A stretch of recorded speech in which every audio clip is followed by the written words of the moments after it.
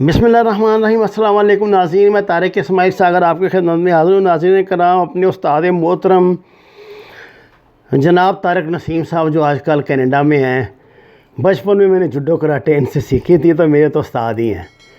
انہوں نے اپنے کچھ جذبات کا اظہار کیا ہے اور میں وہ اپنی زبانی آپ تک پہنچانا چاہتا ہوں۔ فرماتے ہیں ڈاکٹر پرویز ہود بھائی ٹورنٹو تشریف لائے تو ہمارے اخبار کارواں میں دعوت نامہ ملا کہ ڈاکٹر صاحب ٹورنٹو یونیورسٹی میں خطاب فرمائیں گے۔ ہمیں بہت خوشی ہوئی کہ کسی ماہر تعلیم پاکستانی کا بصیرت افروز خطاب سننے کو ملے گا۔ دوست احباب سمیت نہایت اہتمام سے پہنچے۔ سامعین میں نائب کونسل جنرل ہمارے پہلو میں تشریف فرما تھے۔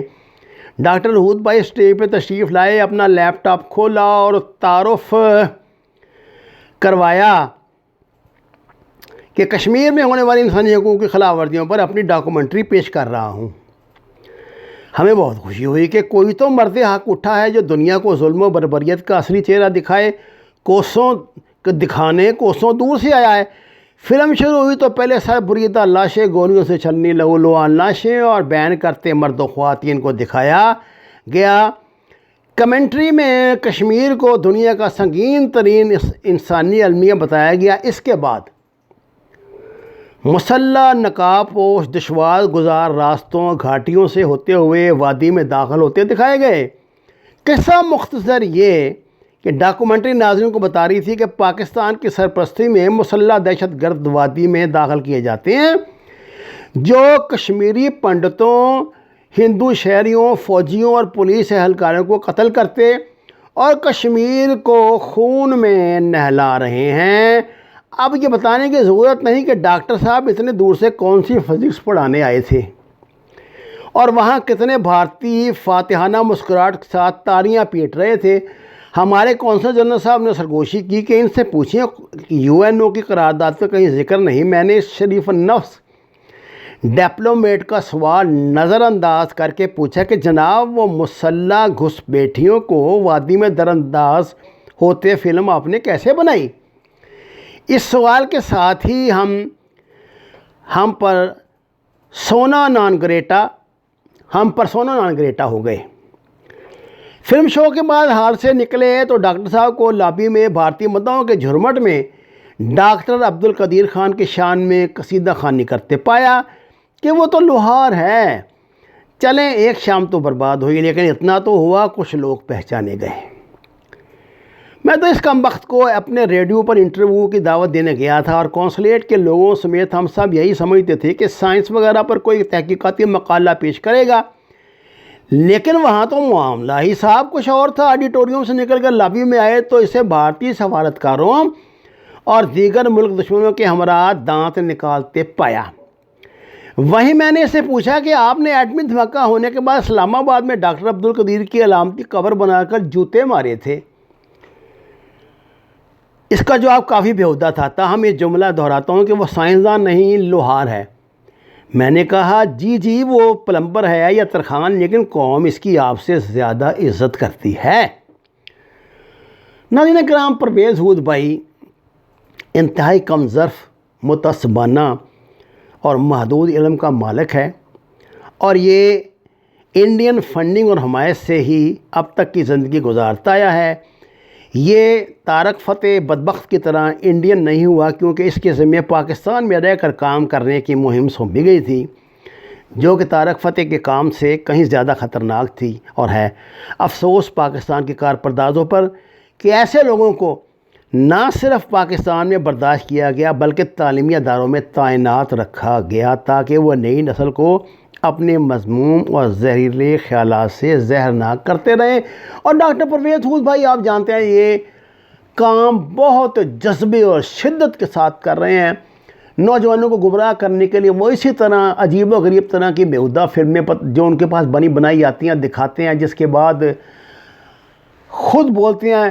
میں نے ڈاکٹر پرویز ہود بھائی سے متعدد مرتبہ یہ سوال ان تک پہنچایا ہے کہ جو ہندو گھرانے انڈیا کے ورگلانے پہ انڈیا گئے تھے، ان میں سے 11 کو تو انہوں نے جان سے مار دیا اور باقی کو 100-150 کے درمیان جو ہیں وہ واپس پاکستان آ گئے ہیں۔ اگر انڈیا منارٹی کے لیے پاکستان سے زیادہ محفوظ جگہ، وہ تو ہندو کا ملک ہے، اب تو خیر دہشت گرد ہندو ملک کا ہندوتوا کا پجاری ہے، تو ان کو کیا تکلیف تھی واپس آنے میں؟ لیکن اس سوال کا جواب وہ نہیں دیتے، کیونکہ آپ ان سے یہ امید تو نہ رکھیں کہ وہ کوئی حقائق تو وہ ہیں جو ان کو اپنی جو گھٹیا قسم کی متعصبانہ سوچ کا جو ان کا مائنڈ سیٹ ہے اس کے مطابق دکھائی دیں۔ انہیں اس بات کا بہت شوق ہے کہ پاکستان کے مدارس بند ہو جائیں، پاکستان میں عورتیں کپڑے اتار دیں، ہر گندی غلیظ تحریک کے پیچھے ان کا ہاتھ ہوتا ہے۔ طارق فتح بین جیسا ہی ایک کریکٹر ہے، آپ اس کو اچھی طرح جانتے ہیں، میں اس کا نام لے کے اپنی زبانیں پلید کرنا چاہتا ہوں۔ ان لوگوں کا نہ کوئی نظریہ ہے، نہ کوئی ان کی تحقیق ہے، نہ کوئی ان کا انسانیت کے لیے کام ہے، کہ یہ کوئی مدر ٹریسا کے تو پیروکار ہیں نہیں، یہ تو وحشی درندے ہیں جو دوسرے ملکوں کی ایجنسیوں سے پیسے کھا کے گھٹیا کام کر رہے ہیں۔ ایک لاہور کا یہاں دکاندار تھا محمد اسلم گورا اس کا نام تھا، اب اسلم گورا وہ کہلاتا ہے، محمد اس نے اتار دیا اپنے نام سے۔ یہاں لاہور میں گورا پبلیکیشنز کے نام سے اس نے کاروبار شروع کیا، تو تاج کمپنی کی طرز پر نہ اس نے ایک بہت بڑا فراڈ کیا، غریبوں سے انویسٹمنٹ کرائی، کسی کا 5 لاکھ، کسی کا 2 لاکھ، کسی کا 3 لاکھ، رائٹروں کو دوسری پبلشروں سے توڑ کے جناب ٹگے ٹوکری کتابیں بیچنی شروع کر دیں، اور دھڑا، اور جناب راتوں رات رائٹروں کا ڈیلیگیشن لے کے عیاشی کرانے کے لیے سینٹرل ایشیا کے ممالک میں جا رہے ہیں۔ ساتھ وہ جو پھٹو پھٹو قسم کے یہ جو اخبار کے کالم نگار ہوتے ہیں اخباروں کے، وہ تو فوج ظفر موجود اس کے ساتھ رہتی تھی، جو آگے پھر تاریخی کالم لکھتی تھی، اور مزید لوگ ان سے متاثر ہو کے اس کے ادارے میں سرمایہ کاری کرتے تھے۔ کروڑوں روپے کا لوگوں کے ساتھ فراڈ کر کے ایک دن یہ پورا کاروبار چلتا چلاتا چھوڑ کے فرار ہوا اور کینیڈا جا کے پناہ لے لی۔ مسکین کے بھی 2.5-3 لاکھ روپے اس نے دینے ہیں، اللہ تعالیٰ انشاءاللہ تعالیٰ ہمارے پیسے سے اسی دنیا میں پورے کرا لے گا۔ میں ایک اس کا متاثر نہیں ہوں، لاہور میں قریباً ہر پرومیننٹ جو رائٹر اس زمانے کا بیچتے تو بیچارے مرمرا گئے، اس کے متاثر ہیں۔ اب آپ کو پتہ ہے یہ بندہ کیا کام کرتا ہے؟ یہ وہاں بیٹھ کے آر ایس ایس کی نمائندگی کر رہا ہے، آر ایس ایس کے لیڈروں کے انٹرویو اپنے اس پہ چینل پہ چلاتا ہے، آر ایس ایس کی تعریف میں زمین و آسمان کی کلابیں ملاتا ہے، یہ کہتا ہے کہ ہم اصل میں ہندو ہیں، جو پاکستانی ہندو ہیں، زبردستی ہمیں مسلمان بنایا گیا ہے، اور ہمارا جو ہمارا یعنی اصل جو جس کو مولد اور وطن کہتے ہیں وہ انڈیا ہے، وہ پاکستان نہیں ہے، ہماری تہذیب ہندو تہذیب ہے، زبردستی ہم ایک طرح کے مسلمان بنے۔ ایسی گھٹیا غلیظ قسم کے لاگ وضاف کرتا ہے۔ آپ یقین کریں آر ایس ایس کا جو ہے آج کل ان کا اس کنجر کا نام مجھے بھول گیا، اس کا انٹرویو یہ بندہ براہ راست چلاتا ہے، اور یہ ثابت کرتا ہے کہ یہ بڑے اچھے لوگ ہیں، انسانیت کی بھلائی کے لیے کام کر رہے ہیں، اور یہ بغیرت ابھی تک اپنے اس کے علاوہ یہ جو پاکستان کی مائنورٹیز ہیں ان کے حوالے سے گندی غلیظ جھوٹی خبریں چلاتا ہے، وہ خبریں جن کا کوئی جواز نہیں، جن کی کوئی بنیاد نہیں، لیکن کام چل رہا ہے۔ ان لوگوں کو کون سپانسر کرتا ہے سب جانتے ہیں، کینیڈا والے بھی جانتے ہیں، ہم بھی جانتے ہیں، آپ بھی جانتے ہیں، لیکن ان کی زبان گدی سے کھینچنے والا کوئی نہیں ہے، ان کو جواب دینے والا کوئی نہیں ہے۔ یہ تو ہے ایک کیٹیگری، میں نے 2-4 نام لیے، ویسے تو درجنوں نام ہے۔ دوسری کیٹیگری وہ ہے جو اپنے آپ کو جمہوریت کے ماموں جان بنا کر اور پاکستانی فوج کے خلاف لاف گزاف بکنے کے لیے اپنے چینل کھلوا کے بیٹھے ہیں۔ ان کتوں کی کیا اوقات ہے بیچاروں کی کہ اپنے پلے سے کچھ کریں گے۔